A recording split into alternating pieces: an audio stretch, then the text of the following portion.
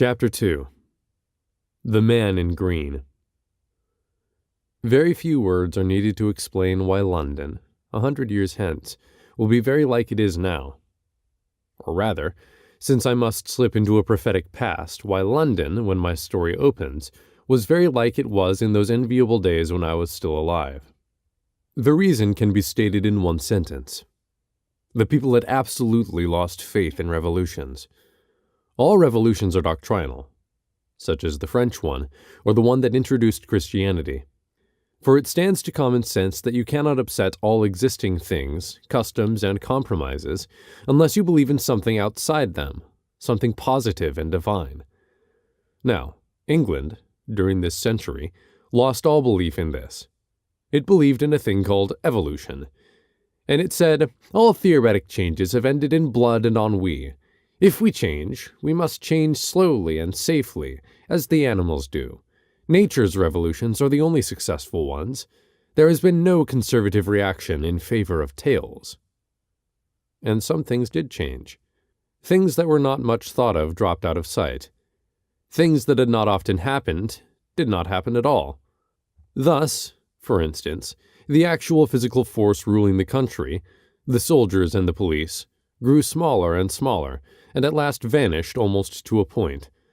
The people combined could have swept the few policemen away in 10 minutes. They did not, because they did not believe it would do them the least good. They had lost faith in revolutions. Democracy was dead, for no one minded the governing class governing. England was now practically a despotism, but not an hereditary one. Someone in the official class was made king. No one cared how, no one cared who. He was merely a universal secretary. In this manner it happened that everything in London was very quiet. The vague and somewhat depressed reliance upon things happening as they have always happened, which is with all Londoners a mood, had become an assumed condition. There was really no reason for any man doing anything but the thing he had done the day before. There was therefore no reason whatever why the three young men who had always walked up to their government office together could not walk up to it together on this particular wintry and cloudy morning. Everything in that age had become mechanical, and government clerks especially. All those clerks assembled regularly at their posts. 3 of those clerks always walked into town together. All the neighborhood knew them. 2 of them were tall, and 1 short. And on this particular morning the short clerk was only a few seconds late to join the other 2 as they passed his gate. He could have overtaken them in 3 strides. He could have called after them easily. But he did not. For some reason that will never be understood until all souls are judged, if they are ever judged, the idea was, at this time, classed with fetish worship. He did not join his 2 companions, but walked steadily behind them. The day was dull. Their dress was dull. Everything was dull. But in some odd impulse he walked through street after street, through district after district, looking at the backs of the 2 men, who would have swung round at the sound of his voice. Now, there is a law written in the darkest of the books of life, and it is this. If you look at a thing 999 times, you are perfectly safe. If you look at it the 1000th time, you are in frightful danger of seeing it for the first time. So the short government official looked at the coattails of the tall government officials, and through street after street and round corner after corner saw only coattails, coattails, and again coattails. When, he did not in the least know why, something happened to his eyes. 2 black dragons were walking backwards in front of him. 2 black dragons were looking at him with evil eyes. The dragons were walking backwards, it was true, but they kept their eyes fixed on him nonetheless. The eyes which he saw were, in truth, only the 2 buttons at the back of a frock coat. Perhaps some traditional memory of their meaningless character gave this half-witted prominence to their gaze. The slit between the tails was the nose line of the monster. Whenever the tails flapped in the winter wind, the dragons licked their lips.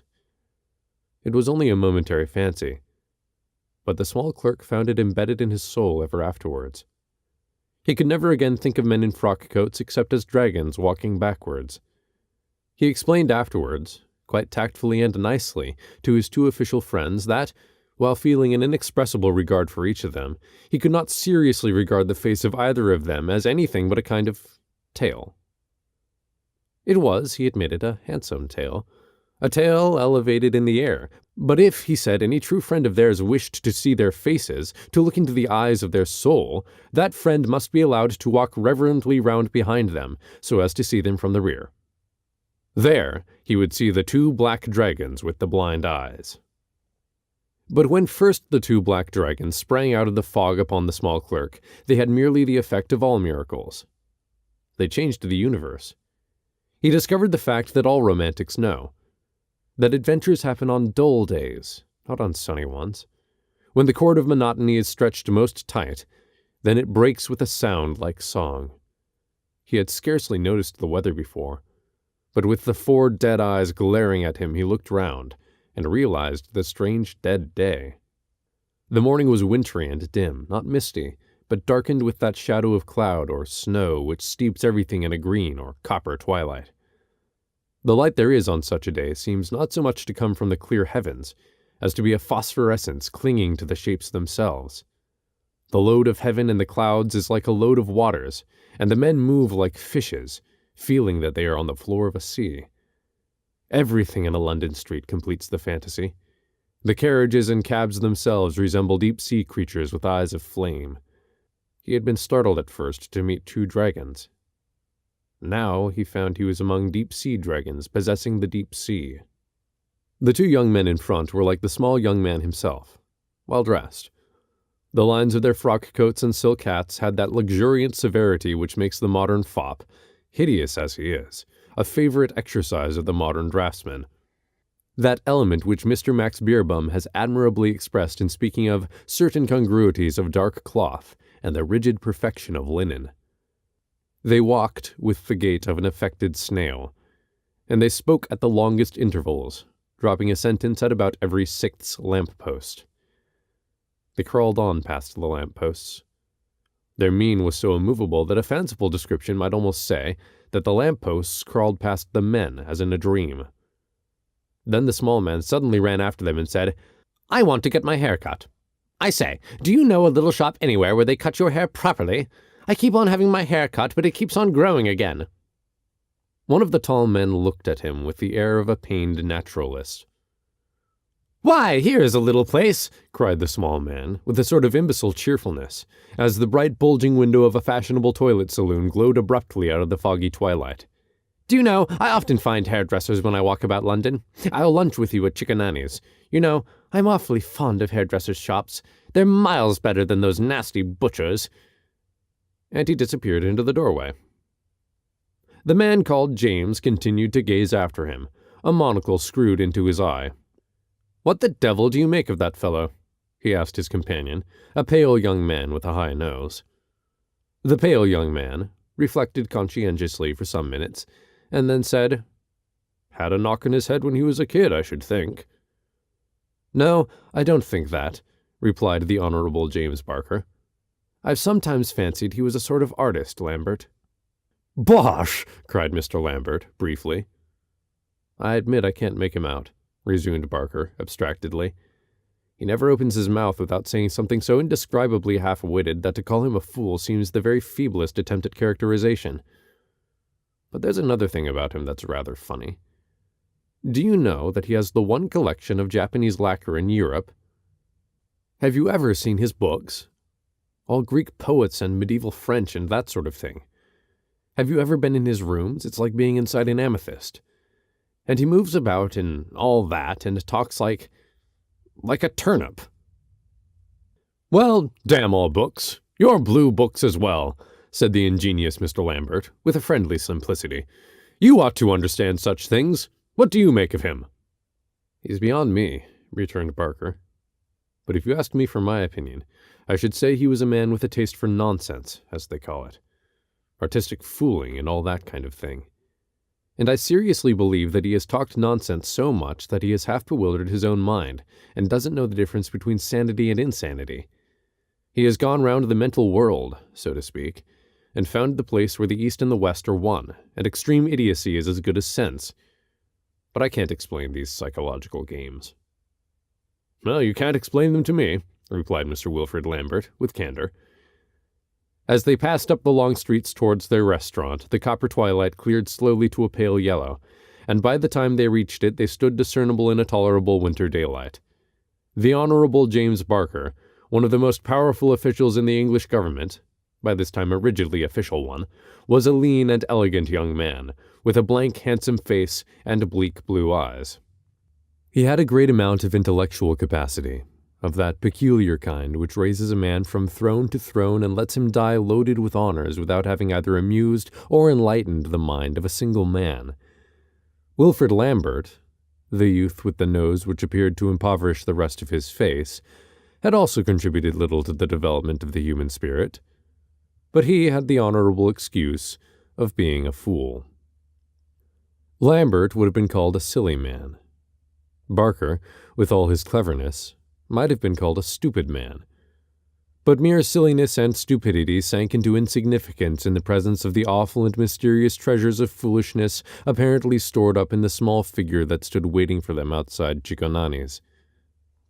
The little man, whose name was Oberon Quinn, had an appearance compounded of a baby and an owl. His round head, round eyes, seemed to have been designed by nature, playfully, with a pair of compasses. His flat dark hair and preposterously long frock coat gave him something of the look of a child's Noah. When he entered a room of strangers, they mistook him for a small boy, and wanted to take him on their knees, until he spoke, when they perceived that a boy would have been more intelligent. "I have been waiting quite a long time," said Quinn mildly.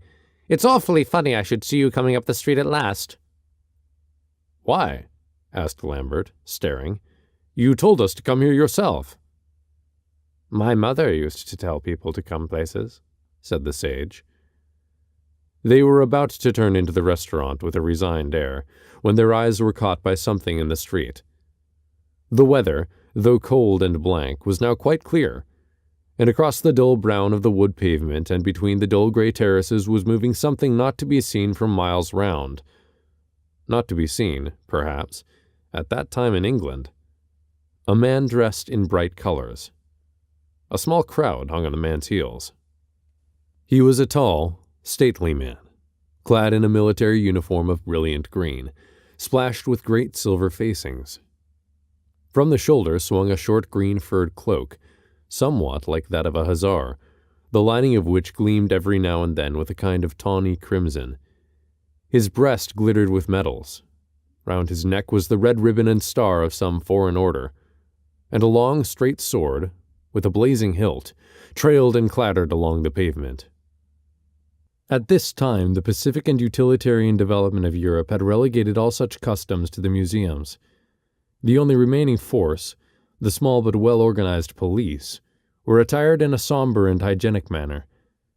But even those who remembered the last lifeguards and lancers who disappeared in 1912 must have known at a glance that this was not, and never had been, an English uniform. And this conviction would have been heightened by the yellow aquiline face, like Dante carved in bronze, which rose, crowned with white hair, out of the green military collar, a keen and distinguished, but not an English face. The magnificence with which the green-clad gentleman walked down the center of the road would be something difficult to express in human language, for it was an ingrained simplicity and arrogance, something in the mere carriage of the head and body, which made ordinary moderns in the streets stare after him. But it had comparatively little to do with the actual conscious gestures or expression. In the matter of these merely temporary movements, the man appeared to be rather worried and inquisitive. But he was inquisitive with the inquisitiveness of a despot, and worried as with the responsibilities of a god. The men who lounged and wondered behind him followed partly with an astonishment at his brilliant uniform, that is to say, partly because of that instinct which makes us all follow one who looks like a madman, but far more because of that instinct which makes all men follow, and worship, anyone who chooses to behave like a king. He had to so sublime an extent that great quality of royalty, an almost imbecile unconsciousness of everybody, that people went after him as they do after kings, to see what would be the first thing or person he would take notice of. And all the time, as we have said, in spite of his quiet splendor, There was an air about him as if he were looking for somebody, an expression of inquiry. Suddenly, that expression of inquiry vanished. None could tell why, and was replaced by an expression of contentment. Amid the rapt attention of the mob of idlers, the magnificent green gentleman deflected himself from his direct course down the center of the road and walked to one side of it. He came to a halt opposite to a large poster of Coleman's mustard erected on a wooden hoarding. His spectators almost held their breath. He took from his small pocket in his uniform a little penknife. With this, he made a slash at the stretched paper. Completing the rest of the operation with his fingers, he tore off a strip, or rag of paper, yellow in color and wholly irregular in outline. Then for the first time the great being addressed his adoring onlookers. "Can anyone," he said, with a pleasing foreign accent, "lend me a pin?" Mr. Lambert, who happened to be nearest, and who carried innumerable pins for the purpose of attaching innumerable buttonholes, lent him one, which was received with extravagant but dignified bows and hyperboles of thanks. The gentleman in green, then, with every appearance of being gratified, and even puffed up, pinned the piece of yellow paper to the green silk and silver lace adornments of his breast. Then he turned his eyes round again, searching and unsatisfied. "Anything else I can do, sir?" asked Lambert, with the absurd politeness of the Englishman when once embarrassed. "Red," said the stranger vaguely. "Red." "I beg your pardon." "I beg yours also, senor," said the stranger, bowing. "I was wondering whether any of you had any red about you." "Any red about us? Well, really, no, I don't think I have. I used to carry a red bandana once, but—" "Barker," asked Oberon Quinn suddenly, "where's your red cockatoo? Where's your red cockatoo?" "What do you mean?" asked Barker desperately. "What cockatoo? You've never seen me with any cockatoo." "I know," said Oberon, vaguely mollified. "Where's it been all the time?" Barker swung round, not without resentment. "I'm sorry, sir," he said, shortly but civilly. "None of us seem to have anything red to lend you. But why, if one may ask?" "I thank you, senor. It is nothing. I can, since there is nothing else, fulfill my own requirements." And standing for a second of thought with the penknife in his hand, he stabbed his left palm. The blood fell with so full a stream that it struck the stones without dripping. The foreigner pulled out his handkerchief and tore a piece from it with his teeth. The rag was immediately soaked in scarlet. "Since you are so generous, senor," he said, "another pin, perhaps." Lambert held one out, with eyes protruding like a frog's. The red linen was pinned beside the yellow paper, and the foreigner took off his hat. "I have to thank you all, gentlemen," he said, and wrapping the remainder of the handkerchief round his bleeding hand, he resumed his walk with an overwhelming stateliness. While all the rest paused in some disorder, little Mr. Oberon Quinn ran after the stranger and stopped him, with hat in hand. Considerably to everybody's astonishment, he addressed him in the purest Spanish. "Signor," he said in that language, "pardon a hospitality perhaps indiscreet, towards one who appears to be a distinguished but solitary guest in London. Will you do me and my friends, with whom you have held some conversation, the honor of lunching with us at the adjoining restaurant?"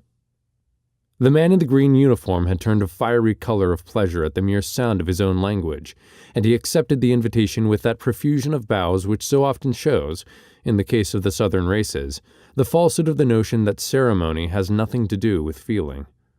"Senor," he said, "your language is my own, but all my love for my people shall not lead me to deny to yours the possession of so chivalrous an entertainer. Let me say that the tongue is Spanish, but the heart English." And he passed with the rest into Chicanani's. "No, perhaps," said Barker, over the fish and sherry, intensely polite but burning with curiosity. "Perhaps it would be rude of me to ask why you did that?" "Did what, senor?" asked the guest, who spoke English quite well, though in a manner indefinably American. "Well," said the Englishman in some confusion, "I mean, tore a strip off a hoarding and, cut yourself, and to tell you that, senor," answered the other with a certain sad pride, "involves merely telling you who I am. I am Juan del Fuego, President of Nicaragua." The manner with which the president of Nicaragua leant back and drank his sherry showed that to him this explanation covered all the facts observed and a great deal more. Barker's brow, however, was still a little clouded. "And the yellow paper," he began with anxious friendliness, "and the red rag." "The yellow paper and the red rag," said Fuego, with indescribable grandeur, "are the colors of Nicaragua." "But Nicaragua," began Barker with great hesitation.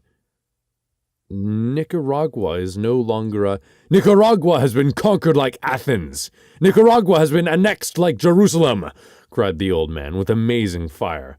"The Yankee and the German and the brute powers of modernity have trampled it with the hoofs of oxen. But Nicaragua is not dead. Nicaragua is an idea." Oberon Quinn suggested timidly, "A brilliant idea." "Yes," said the foreigner, snatching at the word. "You are right, generous Englishman. An idea brilliant, a burning thought. Signor, you asked me why, in my desire to see the colors of my country, I snatched at paper and blood. Can you not understand the ancient sanctity of colors? The Church has her symbolic colors, and think of what colors mean to us. Think of the position of one like myself, who can see nothing but those two colors, nothing but the red and the yellow. To me all shapes are equal. All common and noble things are in a democracy of combination. Wherever there is a field of marigolds and the red cloak of an old woman, there is Nicaragua. Wherever there is a field of poppies and a yellow patch of sand, there is Nicaragua. Wherever there is a lemon and a red sunset, there is my country. Wherever I see a red pillar box and a yellow sunset, there my heart beats. Blood and a splash of mustard can be my heraldry. If there be yellow mud and red mud in the same ditch, it is better to me than the white stars." "And if," said Quinn with equal enthusiasm, "there should happen to be yellow wine and red wine at the same lunch, you could not confine yourself to sherry. Let me order some Burgundy and complete, as it were, a sort of Nicaraguan heraldry on your inside."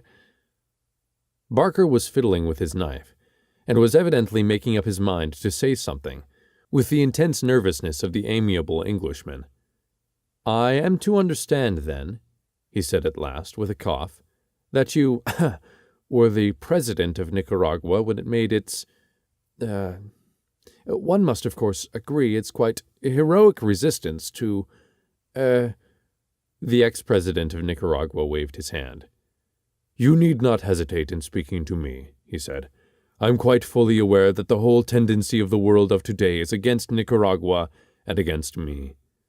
I shall not consider it any diminution of your evident courtesy if you say what you think of the misfortunes that have laid my republic in ruins." Barker looked immeasurably relieved and gratified.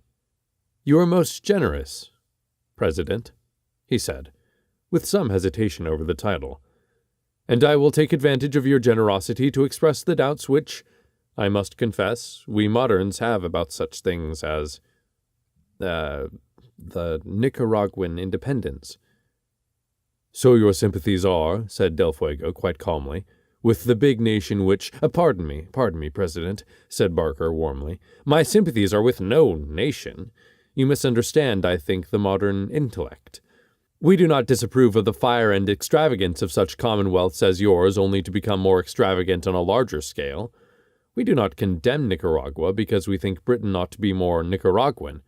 We do not discourage small nationalities because we wish large nationalities to have all their smallness, all their uniformity of outlook, all their exaggeration of spirit. If I differ with the greatest respect from your Nicaraguan enthusiasm, it is not because a nation or 10 nations were against you. It is because civilization was against you. We moderns believe in a great cosmopolitan civilization, one which shall include all the talents of all the absorbed peoples. The Signor will forgive me," said the President. "May I ask the Signor how, under ordinary circumstances, he catches a wild horse?" "I never catch a wild horse," replied Barker, with dignity. "Precisely," said the other, "and there ends your absorption of the talents. That is what I complain of your cosmopolitanism. When you say you want all peoples to unite, you really mean that you want all peoples to unite to learn the tricks of your people. If the Bedouin Arab does not know how to read, some English missionary or schoolmaster must be sent to teach him to read. But no one ever says, this schoolmaster does not know how to ride on a camel, let us pay a Bedouin to teach him. You say your civilization will include all talents. Will it? Do you really mean to say that at the moment when the Eskimo has learnt to vote for a county council, you will have learnt to spear a walrus? I refer to the example I gave. In Nicaragua we had a way of catching wild horses, by lassoing the forefeet, which was supposed to be the best in South America. If you're going to include all the talents, go and do it. If not, permit me to say what I have always said, that something went from the world when Nicaragua was civilized. Something perhaps, replied Barker, but that's something a mere barbarian dexterity. I do not know that I could chip flints as well as a primeval man, but I know that civilization can make these knives, which are better, and I trust to civilization. You have good authority, answered the Nicaraguan. Many clever men like you have trusted to civilization. Many clever Babylonians, many clever Egyptians, many clever men at the end of Rome.